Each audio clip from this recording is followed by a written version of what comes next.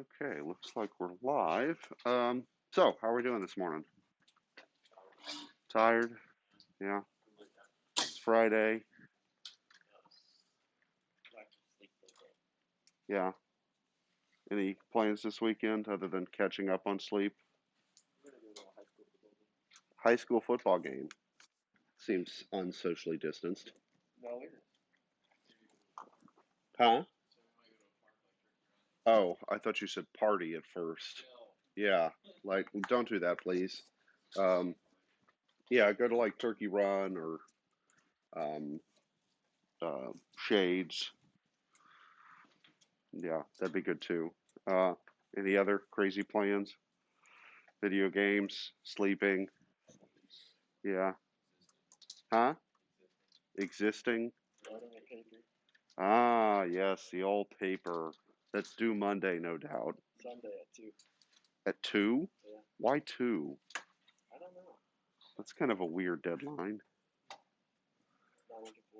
Uh, well, whatever. How big of a paper? It's not too bad. All right, well let's get to it then. So, what we were looking at last time was the different types of sort of procedural units that computer programs are all going to be built out of. And we were talking last time about sort of single instructions or ones that I called, I think, declarative. So, setting the value of a variable to be something or doing arithmetic or something like that. Okay, so let's just kind of I'm going to type some of this stuff today.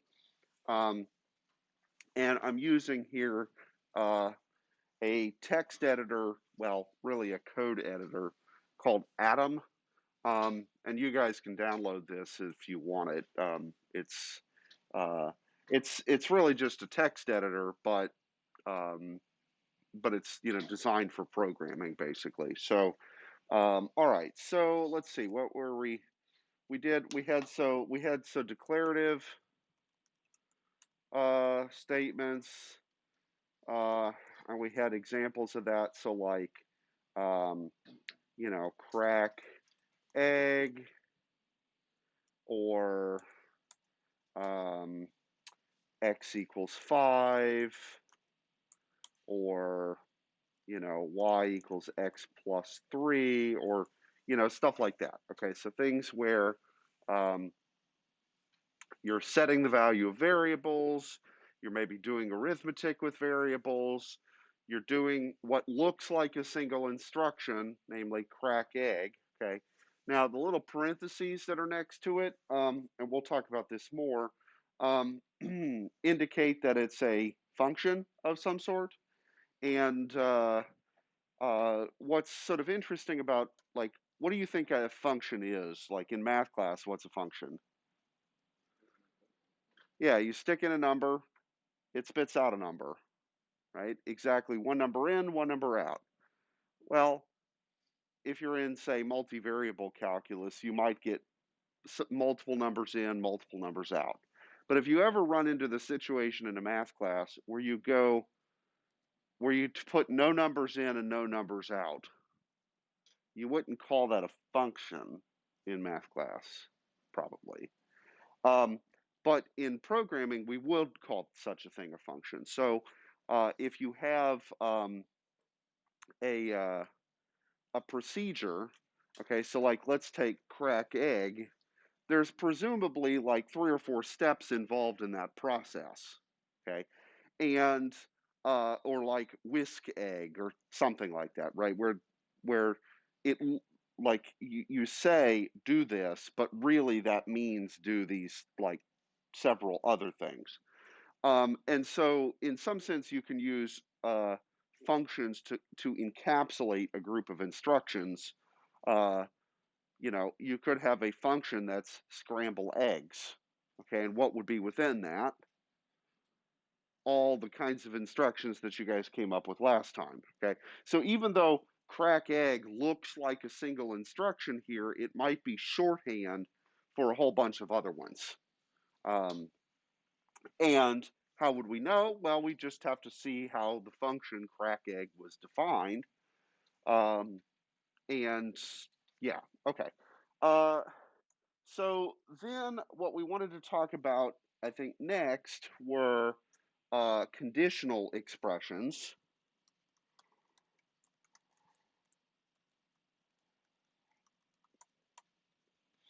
Okay, and these come in basically two flavors.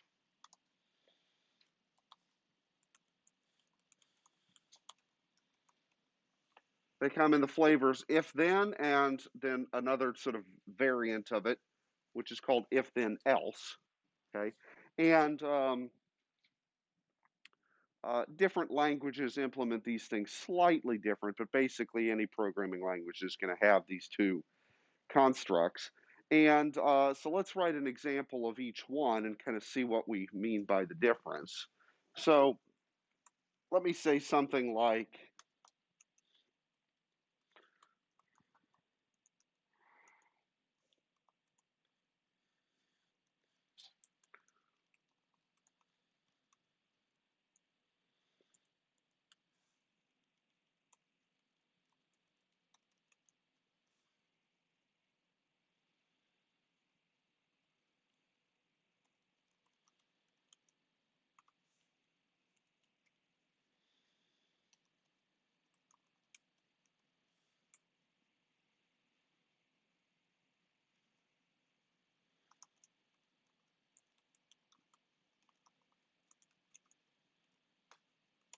okay, so let me just type some stuff.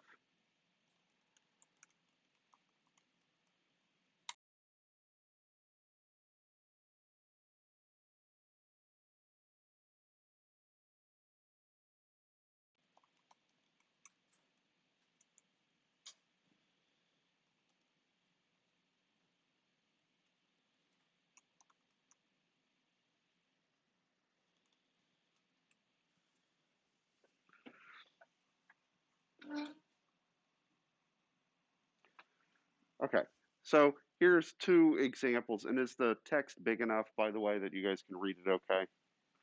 Yeah. What about you guys online?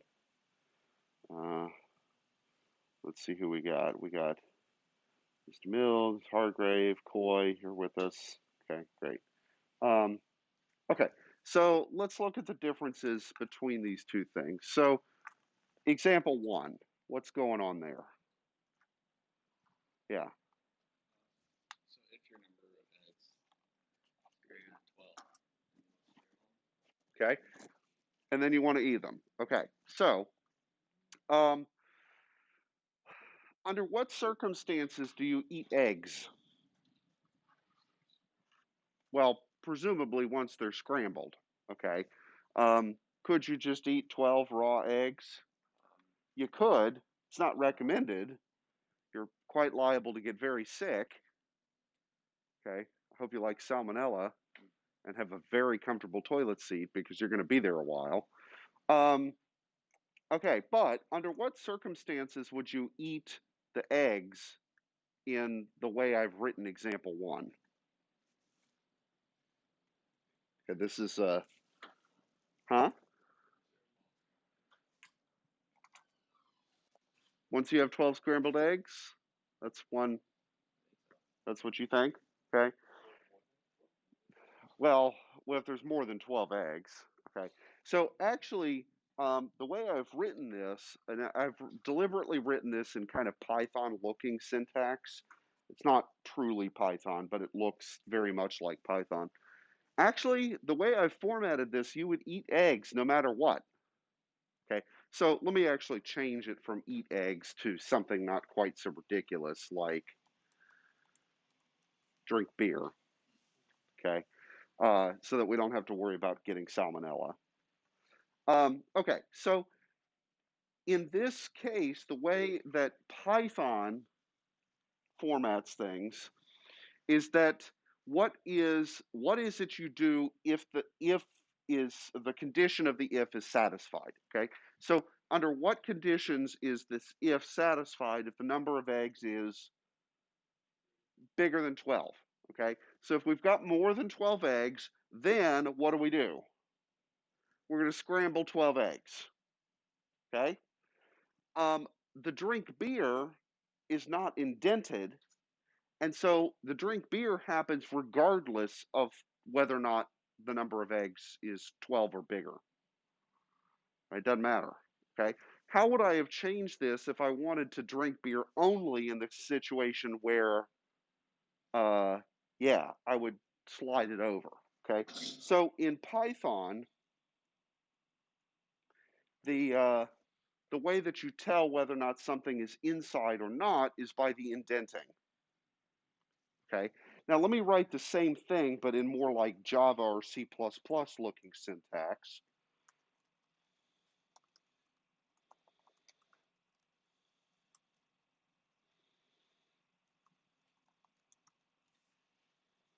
Oops.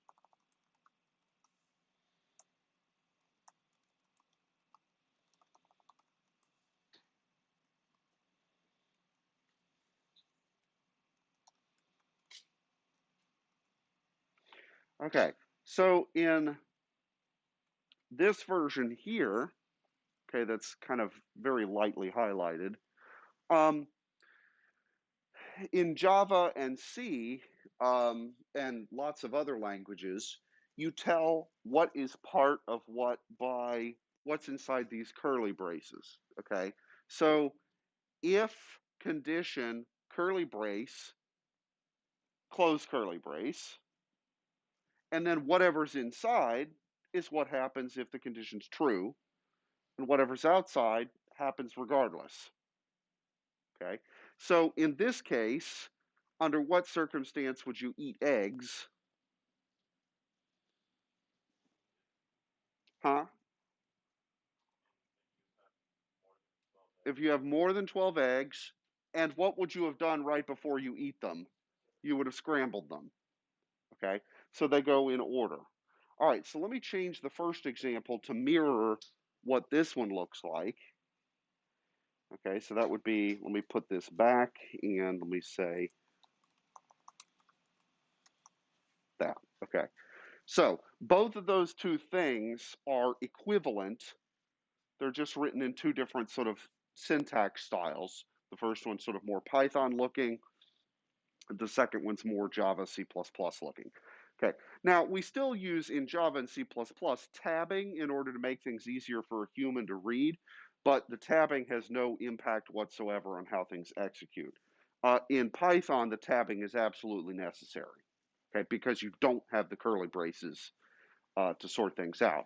Now, you might say, um, what's so bad about having a set of curly braces here? It's not too bad, is it? Except when you have a complicated program, guess what? There are thousands of curly braces, and you will always miss one. And if you are missing a left curly brace someplace, your program will not run. And if it's 2 in the morning, trying to find that missing curly brace, believe me, not fun. You don't want to do that. So, okay. All right. So, in both of these examples, because like I said, they're equivalent, under what circumstances do you drink beer? Always. Okay. Which is a good answer, right?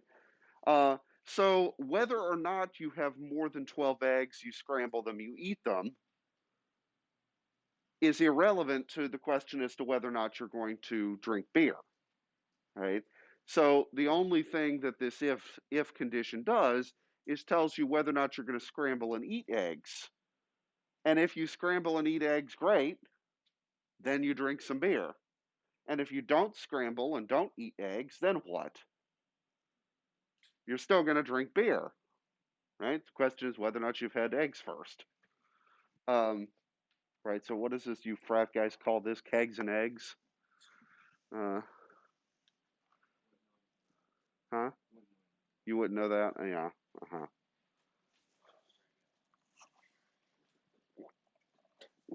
Yeah. Do I have any seniors in here? Well, there's a couple of you. Yeah. So, yeah, you're not in a frat, are you? Oh, yeah. Well, maybe not the kegs part, but So actually, this we have a sort of funny family story in my family that so this is before I was born, and my parents, my dad was stationed in California. I don't remember exactly where, but my mom's parents, they went out to visit them. And they thought, okay, we'll take like a weekend trip down to Mexico. Now, this was in the 70s, okay, late 70s, very early 80s or something. And so they decide, okay, we're going to go on like a weekend trip to Tijuana. Okay, now, like I said, 70s, so Tijuana wasn't super sketchy at that point. Things were more normal. And, so they've got a hotel someplace. And uh, I mean, those of you who have sisters, right, or particularly when you have more than one lady trying to get ready in the morning, what invariably happens, especially if they're sharing a bathroom? Huh? Well, either an argument or just the process is going to take 4 million years. Okay. And your job as a man is to just sit quietly and wait. Because if you ask, how much longer is it going to be? You just added 10 more minutes, right? Um, so yeah, your job is to sit patiently, or better yet, go down to the lobby and wait, okay, and just shut up. So my dad and grandfather did this, um, but then they look out the window and they notice that there's a uh, restaurant across the street, and God, what was it they said it was called? It was like something just ridiculous, like Kentucky, not Kentucky Fried Chicken, but like Kentucky Cantina or something just sort of totally absurd. And they're like, "Well, we're hungry. Let's go have some breakfast." So my mom and grandma finally come out, and they don't see them in the lobby, and they see my dad and granddad sitting across the street eating enchiladas and drinking Dos Equis at like 8:30 in the morning. And it's like, yeah. So and then the women are like, "What the hell are you doing?" And they're like, "What the hell took you so long? We were starving. We wanted food, and they had beer too. So why wouldn't you eat enchiladas and Dos Equis at 8:30 in the morning?" Uh, Kind of makes me want an enchilada now, or a omelet or something. But yeah, anyway. All right. So in both of these examples, right, because they really do the same thing. They're sorry, both versions of example one, right? It's the same example, just written in two different styles. Um, then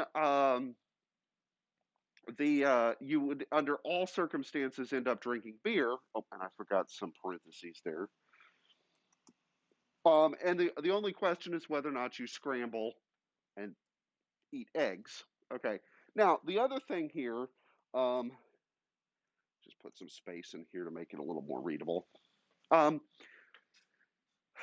if you've got eggs and you scramble them, what can you guarantee about the number of eggs? Well, there's actually more than 12, right? Because what condition did I say here? Greater than. So because you can't have part of an egg, um, how many eggs at minimum are necessary for you to scramble here? You have to have 13, but you only scramble 12. Okay, so there will be an egg left over, or possibly lots of eggs left over, who knows? But at minimum, there will be one egg left over. And that's only because I said greater than there as opposed to greater than or equal to. Um, if you had 12 eggs on the nose and I had said greater than or equal to, then um, then you would obviously have no eggs left over. Okay. Yeah. And so that's just the particular condition I picked, but I could have done greater than or equal to, or less than, or like if you have fewer than 6 eggs, scramble them up just to get rid of them or something. I don't know. Um, right. So I could have picked a whole lot of other conditions for this, but that's just the one I chose for sake of example. Okay. Does that make sense? All right. So let's go down to example number two, which is slightly different. Um, Okay, and here I only have it written in Python style. I'll write it um, in Java-looking syntax here in a minute. Okay, but under what conditions do you eat eggs or scramble eggs? Yeah, if you've got more than 12 eggs, okay, that's like before. What do you do if you have 12 or fewer eggs? You make Pop-Tarts instead, okay? And in this case, you make 12 Pop-Tarts, which is a lot of Pop-Tarts, but whatever, okay? So if you have 12 or fewer eggs, you don't scramble, but instead eat Pop-Tarts. Under what conditions does the beer get consumed? Always. Okay. So the question here is, are you scrambling eggs or are you making Pop Tarts, right? Because either, right, you can do an if else type construction whenever your condition here, right, the condition is what possible state can the condition be? It can either be true or it can be false. There's no other option. The number of eggs you got is either bigger than 12 or it isn't. Okay. Um, And right, so if you had 13 or more eggs, you would scramble 12. If you had 12 or fewer eggs, which is the opposite, you would make Pop Tarts. And after you make the eggs or the Pop Tarts, whichever one ends up happening, then you would drink beer. But under both circumstances, you drink beer. Okay, so does that distinction make sense? Yeah, question. Say again. Um, well, if you're real, no. The way I've written the code, no. Could I rewrite the code so that both happen? Oh, totally, right? So like what would be maybe a circumstance under which you might want to do both? Like let's say you have exactly 12 eggs, maybe you do both. I don't know, right? Um, yeah. But what that gets to, right, is that when you have an if and an else, exactly one of the two things is going to get executed. Not both, not neither. Um, if you want the case where both or neither, then you have to write it differently. Okay. Yeah, Cole. Yes. Okay. You could do something like that. So Cole's question was, what about if I wanted to allow like a range of values for this? To like say if you have between 6 and 12 eggs, then go ahead and scramble them up. Otherwise, do whatever. Then yeah, I could do something like that. And here's probably how I would do it. I would say if num eggs is greater than, well, let's say greater than 5 because that is the same as being greater than or equal to 6. Okay. Or let's say less than 12 or less than 13. Well, here, let me do greater than or equal to just to show you guys that. Oh, yeah, no, you're right. We want an and. Okay. And then sometimes Python can be picky about that.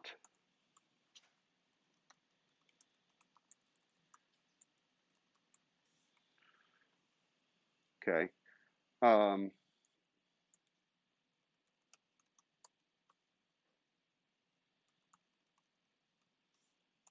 oops.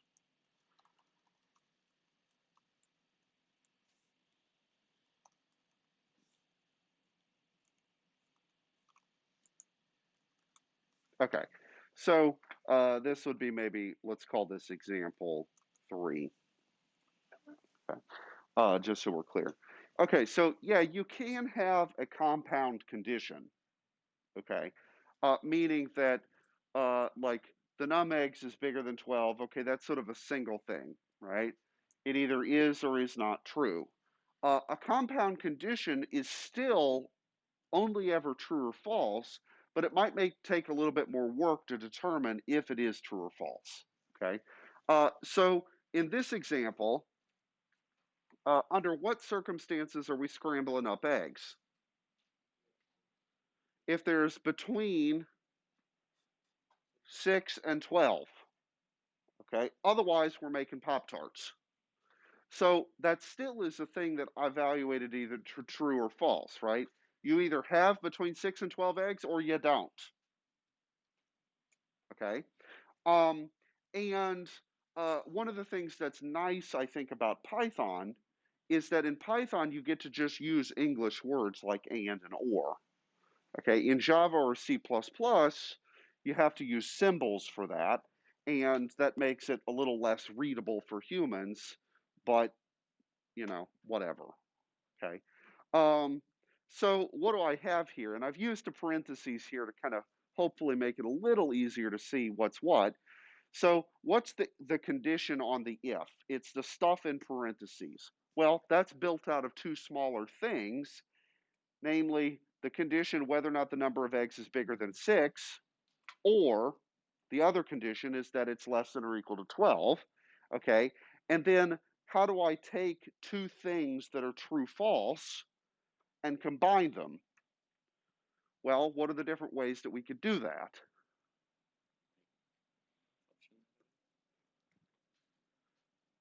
Well, okay, let me rephrase the question. Let's go back to very early in the semester. What was something that we looked at that involved lots of the words trues and falses or ons and offs? We looked at all those logic gates, right? But they're logic gates in the sense that what they're doing is implementing logic in circuitry. Okay, but it's not as if the logic didn't already exist as a concept, right? So the word and, we made a gate that did that with electricity, but the idea of and was something we already had, right? So all of the different logic words that we use for our logic gates, you still have on the table, right? So and, or, not, XOR, right? All those dudes you can use as connectives to put together two thingamajigs. Okay, does that kind of make sense? Yeah. So you can make the condition as complicated as you want, or as complicated as the problem requires, right? Um, and you know, I don't know if that's a reasonable condition for when to scramble up eggs, but this is just a silly example. Okay, but so under what conditions are you going to be making Pop Tarts here? Yeah, so either you have 5 or fewer eggs, or you have 13 or more eggs, right? So either of those possibilities could be the case, but in either case, you'd be making Pop Tarts. Now, is that reasonable for like your breakfast instructions? Probably not, but it's right. This doesn't have to be reasonable to be a good example. Okay. And lastly, but most importantly, because it's Friday, you always drink beer. Okay. The way I've written this. Huh? I said it's beer 30 and I'm thirsty. Beer 30? Yeah. Um, um, well, in that case, we could make it something like,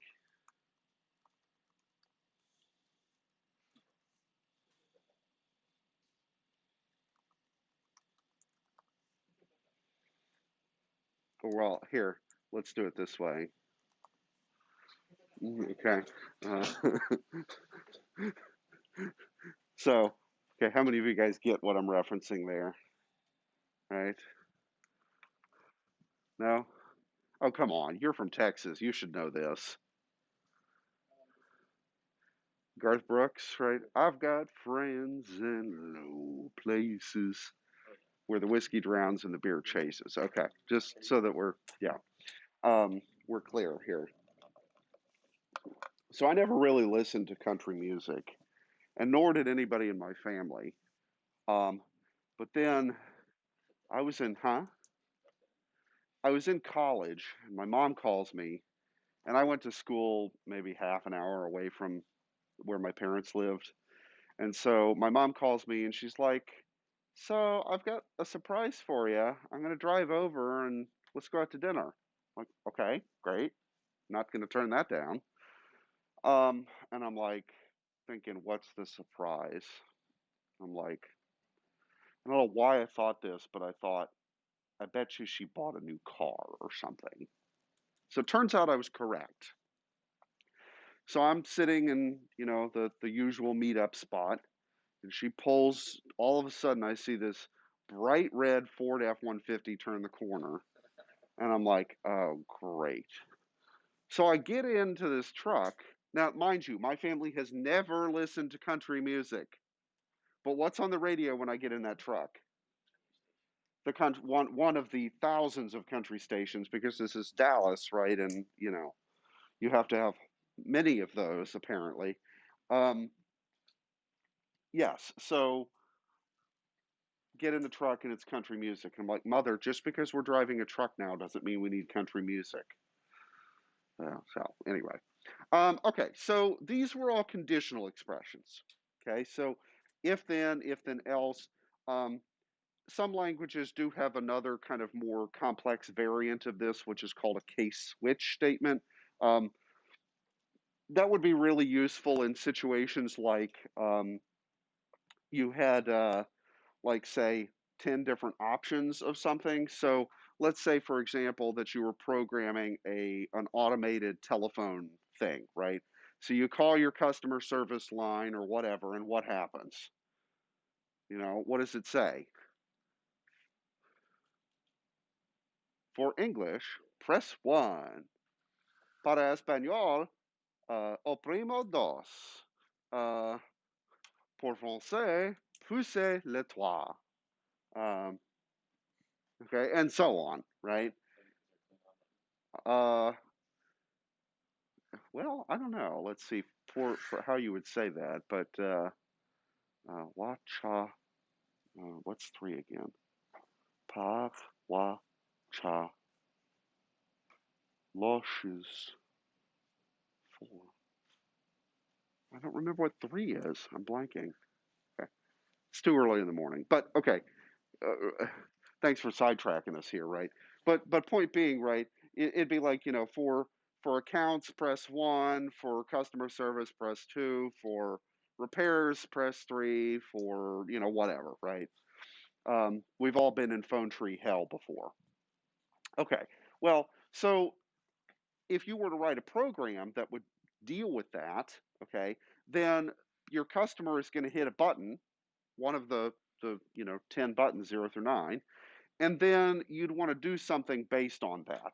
Okay, so you would have a case for each of those options.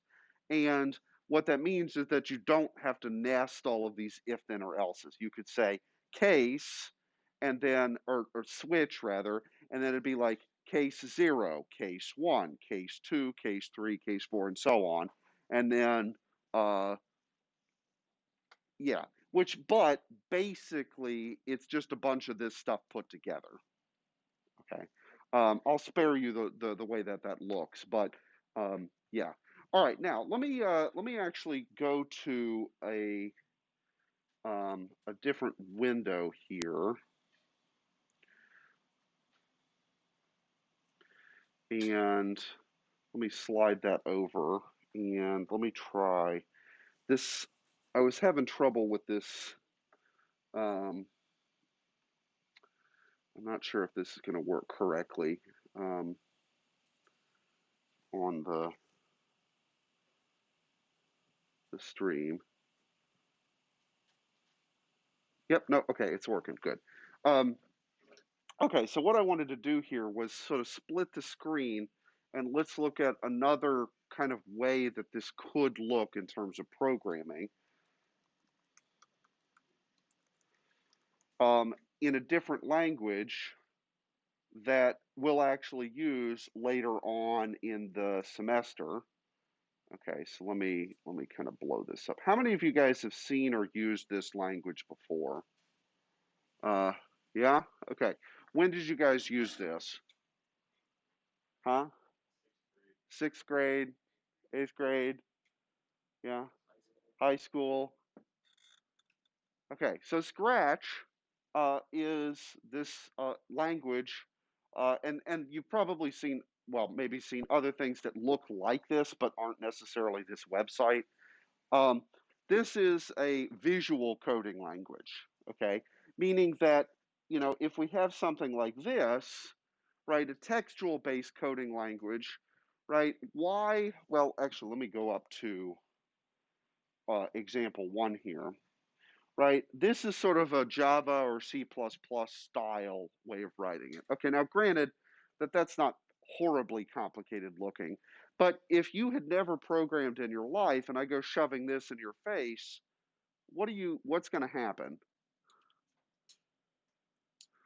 Particularly if you see just like a huge chunk of code, your eyes glaze over and you're like, this might as well be in hieroglyphics, right? Okay, it's very intimidating. And for a novice, uh, like the curly brace thing, it can be really easy to accidentally forget one. But what happens if you do? It doesn't work, right? And then you're frustrated and pissed off, and you think it sucks, and you think you're stupid, and you defenestrate your computer, and right, it's frustrating for a newbie, okay? And what makes this frustrating is the fact that the syntax, meaning how you type stuff, is so picky. Now, Python sort of alleviates that by getting rid of all these extraneous little symbols, but it's still, you got to be careful. Okay, so it's a little bit more user friendly, but not as user friendly as something graphical like Scratch. Okay, so let me go back over here and let me let me kind of well, you know what? Let me make this a little bigger um, to um, make sure that it's a little easier to see. Okay, but I could do something like, let's see, I want to do events.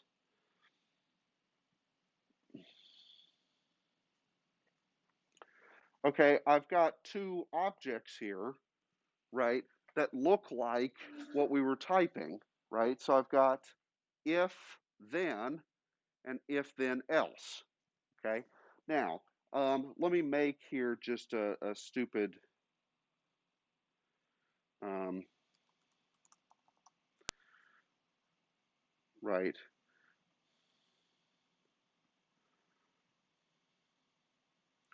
and then let me make,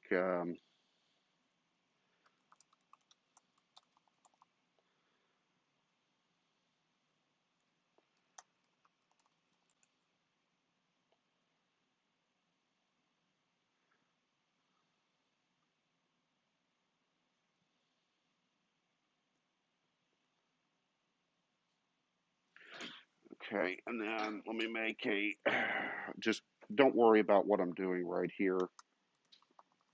The details of what I'm clicking, we'll talk about that stuff later.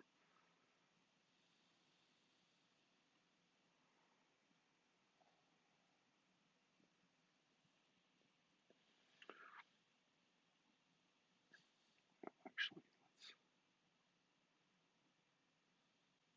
okay. So this would be sort of like examples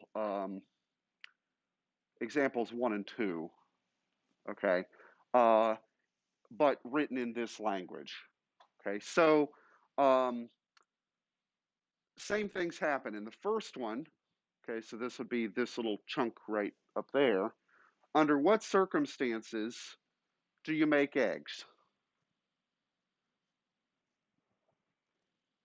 So where's my dang stick? Huh? So here, right? If the number of eggs is more than 12. Okay, so that's like what we had in example one, I think it was. Okay. And under what circumstances do you drink beer? Yeah, always. Okay. So I have written the exact same thing as what we wrote in Python and Java looking syntax, but in this language instead. Okay. Um, Now, visually, is it clear the distinction between making eggs versus drinking beer and why you always drink beer, but you only sometimes make eggs? So you see how the make eggs is kind of contained in this little thing? Yeah, that's kind of like the curly braces or the tabbing in when I spaced over. Okay. Um, and then is it clear that the drink beer is going to happen regardless? It's just that if the eggs are going to get made, that will happen before we drink beer. So we either make eggs and then drink or just drink, right? Those are the two ways that it would shake out. Okay, so does that make sense graphically that that's that? All right, so what's the advantage then of this versus something like Python? I mean, there's lots of different advantages of it. What do you guys think? Okay, it's more intuitive and it's impossible to screw up the syntax. Okay, it literally, you cannot mess it up in the syntax department. Now, you might mess up whether or not the condition to make eggs is that it's bigger than 12. Okay, I mean, I just made that up. If we were writing a game, then or something, right, then maybe that number was poorly chosen. But for sake of example, right, okay, that's fine. And uh, it does syntactic. Um, so, like, notice the little socket there. I mean, it's almost like you guys played Diablo one or two or three even, right? So, what's the best part about Diablo? When you find an item that's got sockets in it, because then you can put in gems or whatever and like buff it. Yeah. Well, the what kind of socket do we have there on the if then thing? You see how it's kind of like a little diamond shape? Well, in this language, anything that's a true false is a diamond shape, and anything that's a number is a roundy shape. Okay, so like our num eggs, you see how that's got kind of rounded edges, right? So that's what tells you the difference between a number and a true false logical object.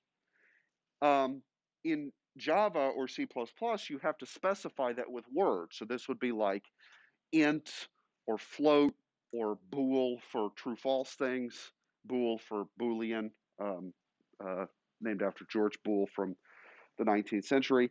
Um, okay, so it's impossible to mess up. And if you tried to put a numeric object in the triangle or the diamondy looking socket, it ain't going to work. It won't let you because it's the wrong kind of data. Okay. However, let's look at the num eggs greater than 12 thing. Okay. So that little green diamond over to the right. Well, if I want to compare two numbers to determine which is greater or whether or not one is greater than the other, then I need to, what kind of objects can I compare for being greater than or not? Well, they have to be numbers, right? Does it make sense to say that the word 12 is larger than the word eggs? Well, it's got more letters, but what does that mean, right? Um, but it does make sense to say that num eggs is greater than 12 or possibly not, right? Um, okay, so the greater than comparison takes two numbers, in this case, num eggs and the number 12, and num eggs is either bigger than 12 or it isn't. Yeah? So what comes out of that comparison is either the word true or the word false. Well, that means that the output of that comparison is a diamondy thing, namely a true or false. Okay? Which is perfect because what do I need to slot into my if?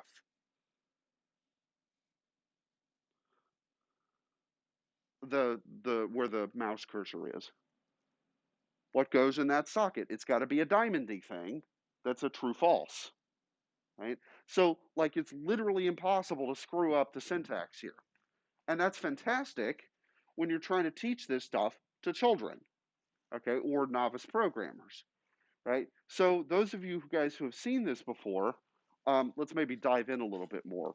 So Cole, I think you said you did it when eighth grade, high school. Well, I did last year. I did MIT with App Inventor, which is like kind of similar. Yeah, okay. App Inventor looks very much like this, but it also came out of MIT. Okay, so yeah, what context did you guys use Scratch for? So Evan, you or not Evan. He sits here. Owen. Knew I was close.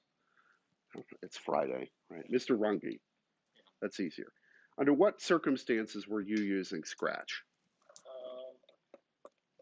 I was using it because my neighbor was using it and I thought it looked cool.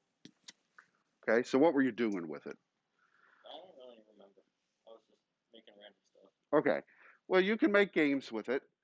That's what I'm going to have you guys doing, is making simple, I mean, like, you're not going to be making like Battlefield or Call of Duty in this thing, okay? But you could make like tic-tac-toe or Frogger or like Pong or something kind of retro type games.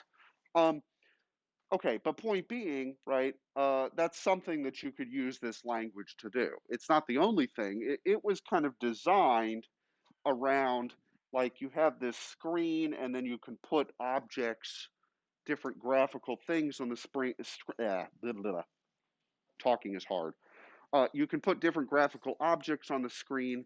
Those are called sprites. We'll talk a lot more about that later. But so like here it defaults, you've got this cat and I can make the cat move around. So I could make like a little movie or animation type thing where it's static and the user just says play and that's the end of it. Or I can make it interactive where like the keyboard or the mouse or something determines where the cat is. And then the second you do stuff like that, then bam, you can make a game. Okay. So that's kind of where we'll build up to when we get into the project-y based part of the semester. But for our purposes today, what I just wanted to kind of to make clear was that this idea of a conditional expression, it's sort of one of the fundamental pieces out of which you will build computer programs. Okay. And all languages have it. They all have to have it because you can't really do much without these basic pieces. But how it looks in each language is going to be maybe a little bit different. Okay, the ideas are pretty similar, and one could argue that this really doesn't look a whole lot different than the way that it looked when I typed it, but it's certainly not identical either. Okay, so does that kind of make sense? Right. All right. So conditional expressions are one of the major pieces that we'll build computer programs out of. Okay. If we go back just briefly to when we were doing the egg stuff last time, um, and you guys were writing the oh, so Alex here in the chat, he typed "trois," so I guess that means I have to do the rest of the class in French. What do you guys think? No, please no. Okay. Anyway, well, it's actually perfect because Alex isn't here, and therefore he won't correct my French. He's online only. So anyway, um, what was I saying? I'm sorry. Oh, yeah. Well, so when we were scrambling, you guys were writing up your instructions for scrambling the eggs, and then we started talking about that. What did we do when it came to the egg cracking department? We realized that how you crack one egg and how you crack 12 eggs is basically the same thing. You're just repeating the crack one egg procedure 12 times. Okay, so there's a repetition of procedures, and those the repetition instructions can look a little bit different too.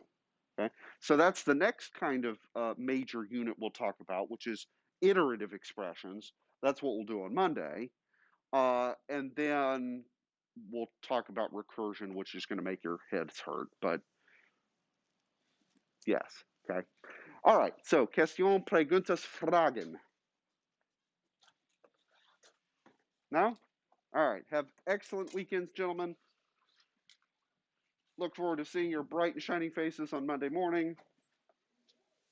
And yeah, Alex, pourquoi vous n'êtes pas présent dans mon cours?